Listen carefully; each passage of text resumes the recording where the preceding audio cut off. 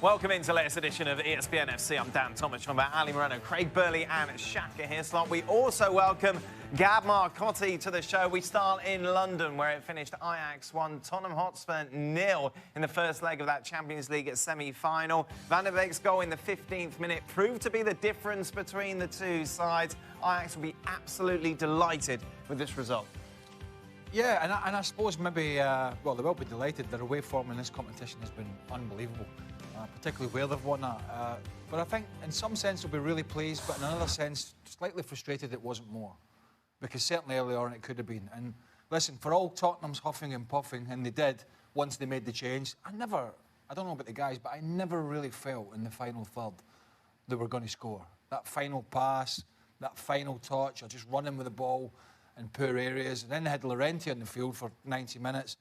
But never really get many decent crosses in. I mean, they hung a few balls up that the goalkeeper just come out and either smashed away or caught. So, a frustrating performance from Tottenham. They're not dead, but another excellent performance from Ajax. It's quite a statement, isn't it, to say that Ajax winning 1-0 at Spurs, they might be slightly disappointed with. It just shows how good they were, certainly in the first half. Yeah, they were. And when you consider they hit the inside of the post in the second half, and let's be honest, Onana didn't have a whole lot to do. Dele Alli with one shot straight at him, but outside of that, a couple of set pieces, Alderweireld and Llorente. But Spurs didn't do an awful lot. Quite clearly, Harry Kane is an absolute miss, as is Son. And we'll be back for the second leg, and let's hope that Spurs can mount more of a threat to Ajax at that point. But Ajax, given their record at home in this competition, you think they're going to score, which means Spurs needs to score 2 at the very least. And what we saw of Spurs today doesn't suggest that they're able to do that. When you consider for Spurs what changed the game, or perceived to be changing the game, was the fact that Jan Vertonghen gets destroyed. His nose is all over the place. He doesn't know where he's at. He has to come off. And Sissoko comes in, and that changes the match for you from Spurs' perspective. It gives you an idea of how dominant Ajax were up until that point. Because it can't be that the highlight for you is somebody getting destroyed and having to come off, and then Sissoko comes in and gives you a little bit more energy. Physicality in the midfield forces Ajax to, at the very least, have to complete 3 or 4 passes before they go in the attack. It was all too easy at the beginning for Ajax, and they were impressive. And again, the midfield of Frenkie de Jong and Lo Celso and Van de Beek, who was excellent, scored the goal today, continued to dominate. Ajax have been excellent. But I have to say, if you're Spurs, you're at home, and I know you have injuries, and I know there's every single excuse out there for you not to get a result. The truth of the matter is that then, fine, those guys are not available. We have to find a different way. And so Christian Eriksen has to be the player that carries the team. And for long periods of time during that game, he's just kind of walking around, jogging around, never really getting out of second gear. And you can make that case for a lot of the Spurs players. The energy wasn't there from the very beginning. They were flat, and it showed. Ajax were on the front foot from the start of the match. They could have scored and should have scored a couple more goals. It didn't happen for Ajax, but in the end, 1-0, you'll take it. Gab? I mean, I agree about how things changed when he puts Sissoko into the midfield. Spurs are clearly, you know, their energy levels are extremely low at this stage because of the injuries, because he wasn't able to rotate the way he would have wanted. Eriksen was basically a spectator tonight. And in the first half, Ajax probably could have scored 2 or 3 times. What I thought was interesting, and Erik ten Hag touched upon this, you know, he said, basically, people think that we go out there, we only play one way, and the short passing, and we attack all the time. But, you know, we're learning to, or we're really impressing upon ourselves the importance of knowing how to manage games and minimize risks. And I think we saw a little bit about that in the second half when I thought, you know, yeah, Spurs played better. Ajax also were a little more conservative. We saw more longer passes from the back, often directly from Onana, more directness.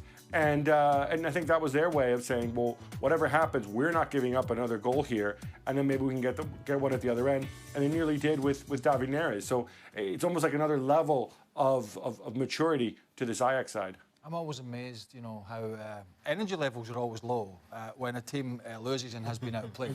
Now, I understand Ajax rested at the weekend. I understand, you know. But is that not Well, no, Is that- is that hold on worthy here. Hold discussion? on here. We've still had a decent period of rest, and we're still talking about really fit young men, and we're talking about a Champions League semi-final here, right? I understand it's not ideal that you don't have the same amount of rest, but it always pops up when your team hasn't played well.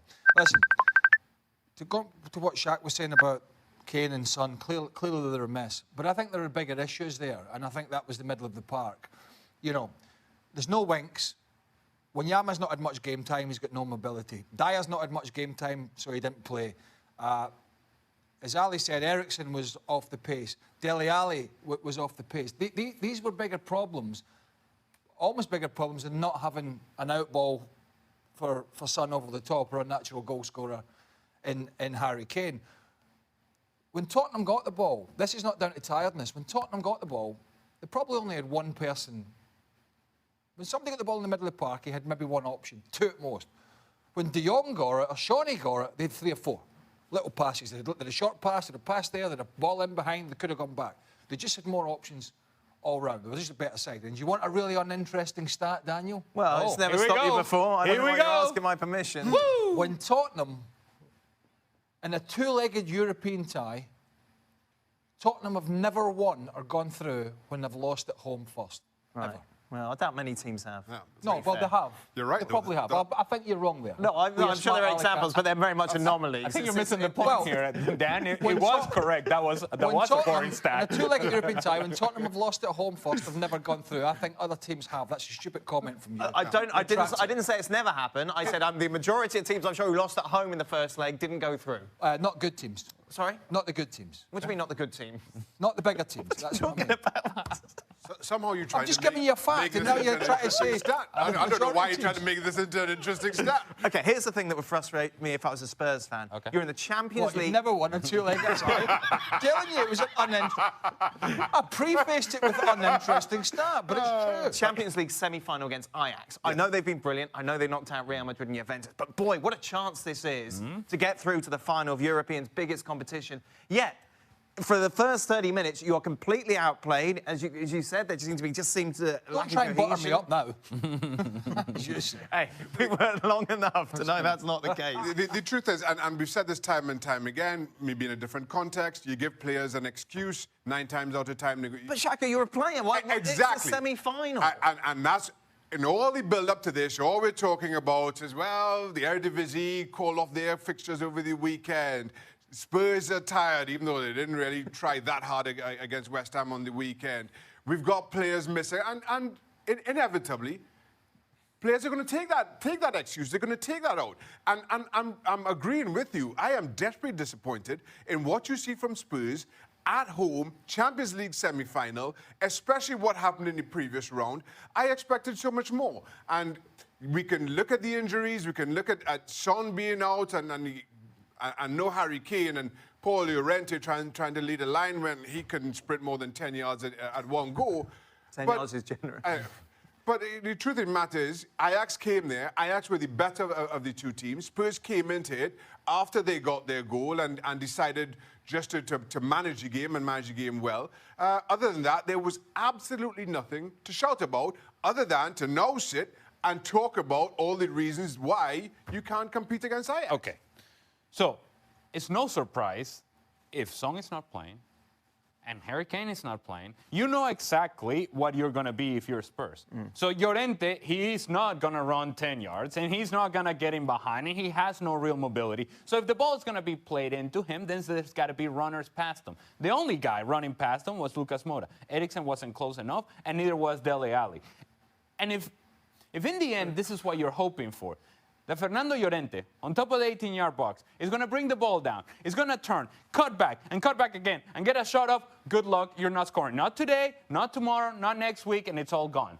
So, for me, I just look at Spurs and understanding what you have on the field. And if you have on the field a guy like Fernando Llorente, what's he going to do? What did he do the last time he was out on the field? Oh, he scored the game winner or the series clincher against Manchester City off a, well, handball /header/hip, whatever you want to call it, because a cross came into the box.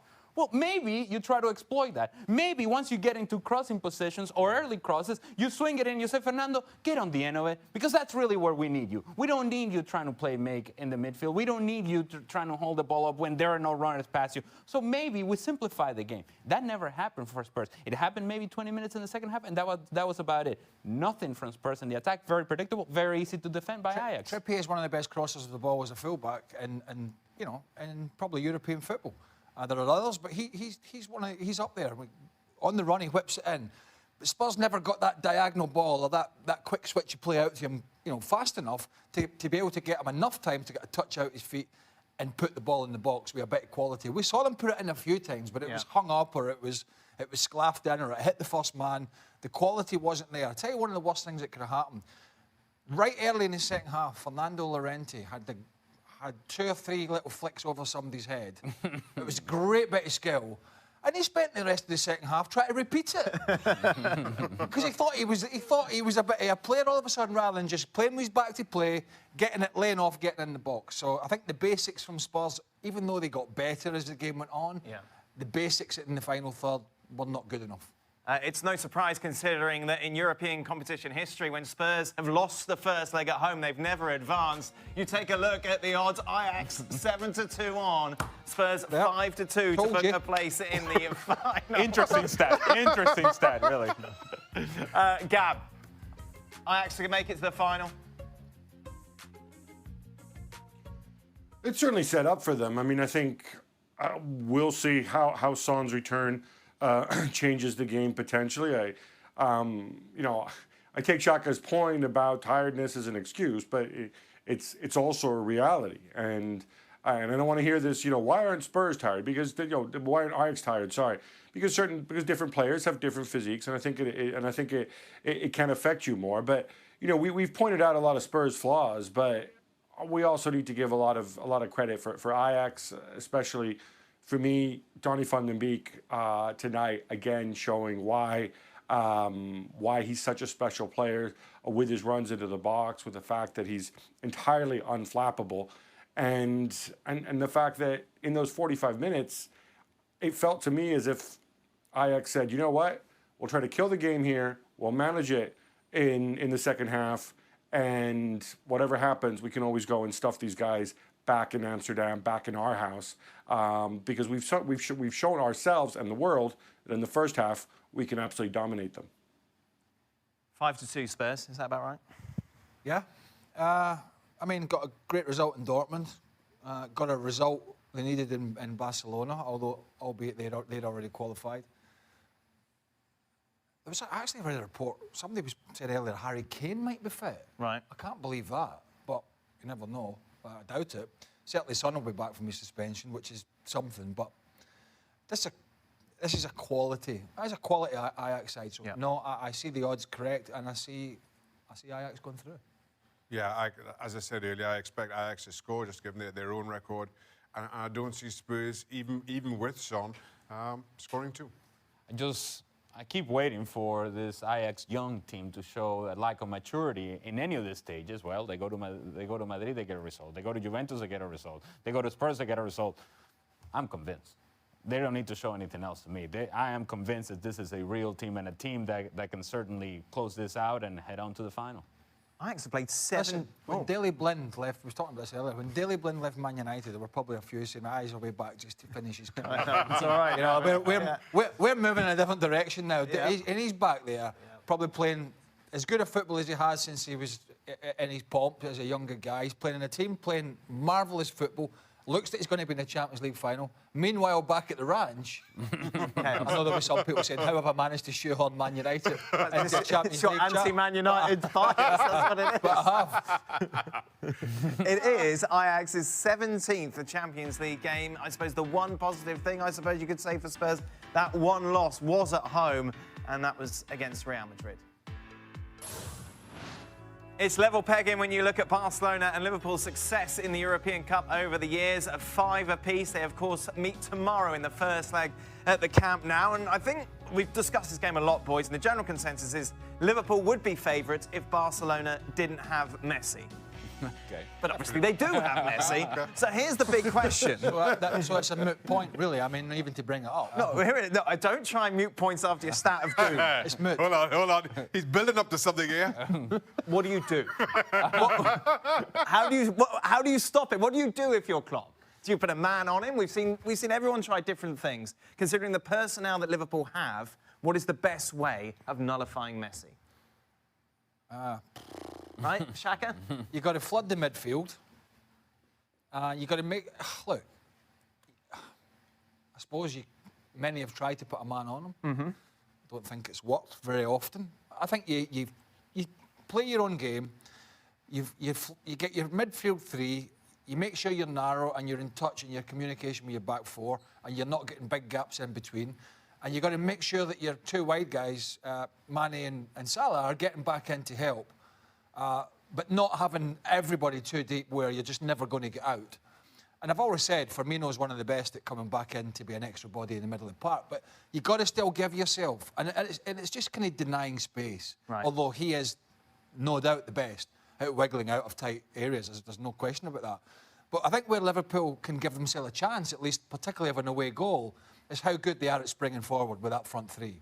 So as long as it doesn't become too defensive, I think just a good shape, good communication from Van Dijk at the back in particular, and then giving them a scare going forward. Because when you start giving them a scare over the top with the pace, then they start to drop back a little bit as well. So it's a bit of a game of bluff. Just explain in layman's terms, as someone who hasn't played, why you can't just stick someone on Messi, just to shadow him everywhere he goes. I'm in your face. I'm always there.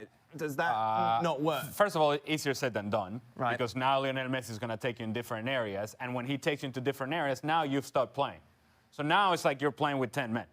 Because in the moment that you receive the ball now, you feel, well, do I stay with Messi or do I become a player? And when then you become a player, you forget about Messi, and now he's behind you. He's found another space. It is very difficult to do, and I think it limits you as a team. What I would do is look at, okay, when has Messi been less effective? Argentina. So you put him in an Argentina shirt? Yes, that's what I would do. Number one, put him in an Argentina shirt. And put Higuain up front. Higuain up top next to him. No, but seriously, with Argentina, the struggles for them and Messi has been denying the service to Lionel Messi. And that forces Lionel Messi to go get the ball into deeper areas in the midfield. Well, if he gets the ball over there, he's not going to hurt you nearly as much as if he gets the ball in the final third. I'm denying the service to Messi. I am crowding the midfield and the passing lanes and hoping that Barcelona has a bad day through the midfield. The problem with that is that if indeed they have a good passing day out of the midfield, and now those gaps that you're trying to close, you're late to them, and Messi has found space in between the lines, you're out of luck. And that's when Lionel Messi kills you. The thing for me, somebody said it before, you can't stop Lionel Messi, you just have to hope to minimize the damage. I don't have a problem with Liverpool being defensive. Certainly having 7 men, 7 outfield players in behind the ball and just asking the front three to break when you get it and launch it long. And always make sure that somebody steps in to Lionel Messi. In that, I don't think putting a man mark on him is the right way to go, as Ali says. Not only does he drag you out of position, but one-on-one, there's nobody better. He will lose you in an absolute heartbeat. But everybody in that midfield three has to be prepared to step out of position, if need be, to step to Lionel Messi to cut out passing lanes. Other than that, you just hope for the best and that you give yourself something to play for in the second leg. I mean, if you watch Barcelona, how many times does he get the ball and somebody's up, right behind him anyway? He'll take the ball. Doesn't matter if he's got 2 men round him or one guy marking him. He'll take that ball in. So it really isn't going to make much of a difference. He takes it in, he drops his shoulder, he embarrasses you. Say, I don't think they'll do that. I can only imagine, though, there wouldn't be many hands going up in the Liverpool dressing room for the Jurgen Klopp question, who wants to man-to-man mark Lionel Messi? It'll be like, I think we'll just play a little bit zonal in there, Gaffer, which is what I think they'll do. Let's move on with some odds, shall we? As who are favourites to advance? It is Barcelona 10-7 on Liverpool, slight outsiders. Who are you going for, Gab, over the 2 legs to go through? Think over the 2 legs. I got to lean Barcelona. I know they keep minimizing this fact, but Liverpool are still in a title race, and even though everybody's fit, I think it also takes mental energies out of you, a lot of mental energy out of you. So, and I think the other big thing with Barcelona is they've been really good about how they've really managed the squad this year in terms of the minutes, keeping Lionel Messi fresh, not just him, but Busquets and others, employing rotation. They've had the luxury to do that. And to me, that's why I just lean Barca in this one. I'm just slightly leaning towards Barcelona. What were you expecting tomorrow? I think Liverpool can get an away goal. Right.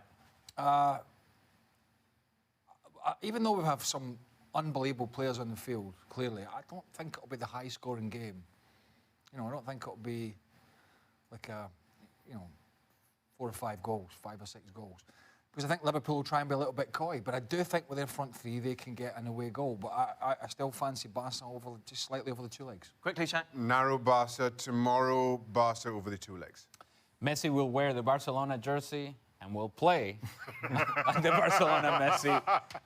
I think it's Barcelona and it's Lionel Messi with the difference. For more seamless segments like this one, join us tomorrow as we'll be looking back at Barca against Liverpool. Let's take a look at a couple of newspapers, shall we, as we end today's show. Total football spellbinding Ajax defeat Spurs. Meanwhile, finale in Zicht. I don't know. Is that correct? I have no idea. Well, you sold it very well. Final in view is kind of the direct translation. Finals in sight. Look at you with your Google Translate. How you would say it. It's interesting that the English newspaper would say Ajax was spellbinding. I didn't think they were at their best compared to what we saw against Juve or indeed Real Madrid. No, yeah. But they did a professional job, which was probably what they were aiming at. I think they'll be better back in Holland, but I thought we saw glimpses of what they can do. I mean, Tadic had a good game, but he didn't have the game he had. Certainly not in Madrid, where he was magic. But I haven't spent a lot of money Ajax over the last few years, but probably going to be in the Champions League final, which shows it can be done. Final thoughts, anyone? Anyone got anything else? Any more stats, Craig, for us? Spellbinding stats, well, please. no, uninteresting, I think I find is a better way of portraying it. But I'll have an even more boring one tomorrow. Okay. Well, that'll take some doing. Oh, goodness me. We've raised the bar. Wow. Listen, if you never raised your head above the parapet to even try these things, it's cowardly. What were you expecting? What sort of response, though, for that stat? I wasn't caring what the response was. That's good. You try uninteresting stuff. The stat was for the audience. Oh, yeah, I'm sure they really cared about that. They wanted it. Thank you very much. You want it, you get it. Join us tomorrow for more scintillating stats. Until then, goodbye. Welcome into Extra Time. Thank you, as always, for your tweets. You all right? What's wrong with me? I've got a bit of hay fever, I think. No. The hay fever in your eye? Yeah, well, I'm crying because I'm so proud of that stat that I put out on the show. Oh, what a great... No hay in the studio. Sorry? Nothing. Hay fever season. What did you say? Nothing. You want to get that beard off? And there it is. Speaking of hay. Seriously. Put some milk on it, let the cat lick it off. How did Hipster Never been Craig... a beard in 100 years, that. How did Hipster Craig like the Ajax match? Oh, because I wasn't looking forward to it? Yeah, because you were looking forward to it more than the Barcelona-Liverpool game. Hipster Craig. Was I? Yes. Yes, Hipster Craig. Was that not the Ajax Juve game I was looking forward to? No. What was wrong with it? A bit boring, nothing much happened. Yeah, it was Ajax won. Yes. Ajax played some nice stuff. We saw some De Jong and Shawnee and all those good players again. De Ligt. Yeah. So what was wrong with that? What did you want? Well, something that happened in the second half would be nice. Well, that's called closing the game out.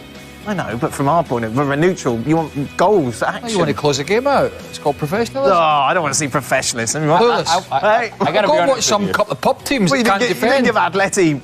You get goals in the third and fourth divisions of all the leagues around the world. You know why? Because they can't defend. Yeah. Right, so if you just want goals, go and watch. No, but I want a bit of everything.